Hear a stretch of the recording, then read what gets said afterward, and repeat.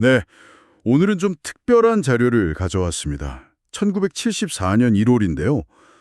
신주 선생이라는 분의 강연 녹취록입니다. 자력 수행, 법 등을 켜라. 제목부터 좀 강렬하죠. 네, 그렇습니다. 이게 50년 전 강연인데도 지금 봐도 상당히 날카로운 내용들이 많아요. 네, 기존 종교 관행에 대해서 좀 비판적인 시각을 보이면서 그 외부가 아니라 자기 자신의 힘, 그러니까 자력, 이걸 통한 깨달음을 강조하고 있어요. 맞습니다. 당시 사회 문제, 예를 들면 그 석유 파동 같은 거랑 연결해서요. 우리가 흔히 생각하는 신앙의 형태들 있잖아요. 뭐 경전 외우고, 기도하고, 불상에 절하고 이런 것들의 근본적인 질문을 던지는 거죠. 이게 진짜 신앙이냐 하고요. 아, 그러니까 형식적인 것에 대한 문제 제기군요. 그렇죠. 진정한 구원은 바깥의 어떤 힘, 뭐 타력이라고 표현하는데 거기에 의존하는 게 아니라 자기 내면을 보고 삶 속에서 직접 실천하는 거, 이 자력에서 찾아야 한다고 주장하거든요. 정말 오늘날에도 생각해 볼 만한 지점인 것 같습니다.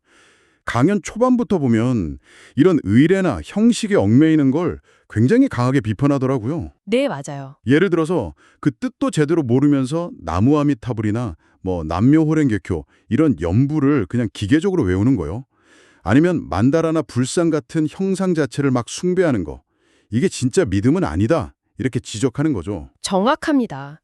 그런 걸 이제 타력 본원이라고 부르면서 그 자기 노력은 없이 전적으로 외부의 힘에 기대는 태도죠. 이런 식으로는 절대 구원에 이를 수 없다고 아주 단호하게 말해요. 아, 타력 본원. 외부의 힘에만 의존하는 거. 네. 심지어 더 나아가서 뭐 병 고쳐준다, 복 준다 하면서 막 거액의 기부를 요구하거나 아니면 뭐 모든 문제를 다 조상 탓으로 돌리고 그렇게 사람들 불안하게 만드는 그런 일부 종교인들의 행태까지도 신랄하게 비판하고 있어요. 신은 그런 거래를 한 적이 없다 뭐 이렇게요. 꽤 직접적이네요. 비판의 수위가. 그렇죠.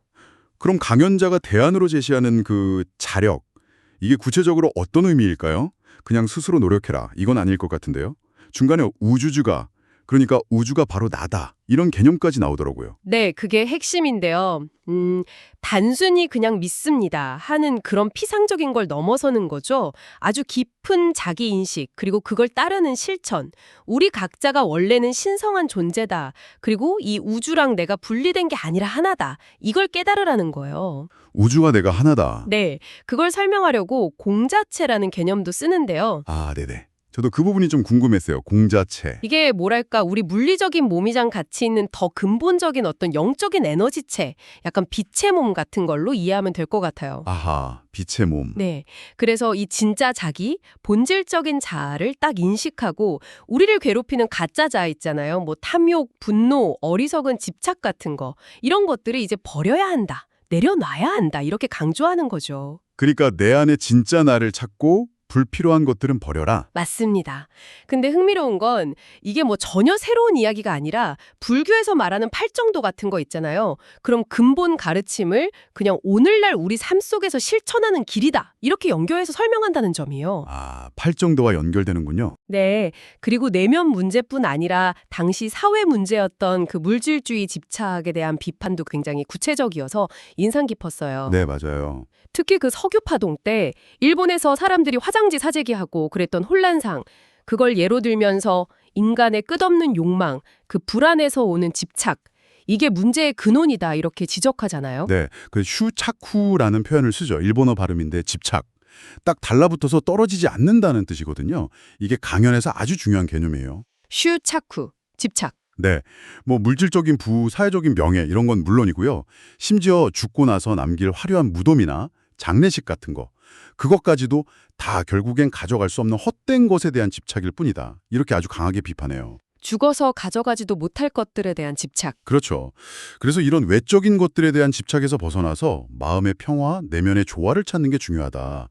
그리고 이게 진짜 유토피아를 만드는 길이다라고까지 주장합니다. 유토피아 건설까지 연결되는군요. 네, 그러니까 외부 상황에 막 휘둘리지 말고 족함을 아는 마음, 지족이죠.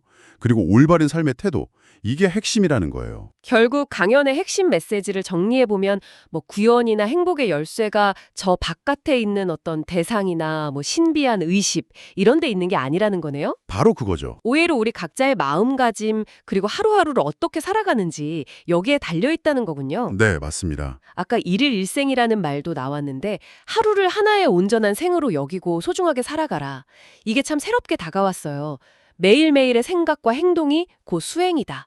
뭐 이렇게 들리네요. 그렇습니다. 이게 반세기가 지난 강연인데도 뭐랄까 물질 문명이 훨씬 더 발달한 지금 우리 사회에 더 필요한 질문을 던지는 것 같아요. 진짜 행복, 진짜 평화는 어디서 오는가? 네. 외부 권위나 물질의 기대는 타력이 아니라 자기 내면을 깊이 보고 일상 속에서 조화롭게 살려는 그 자력.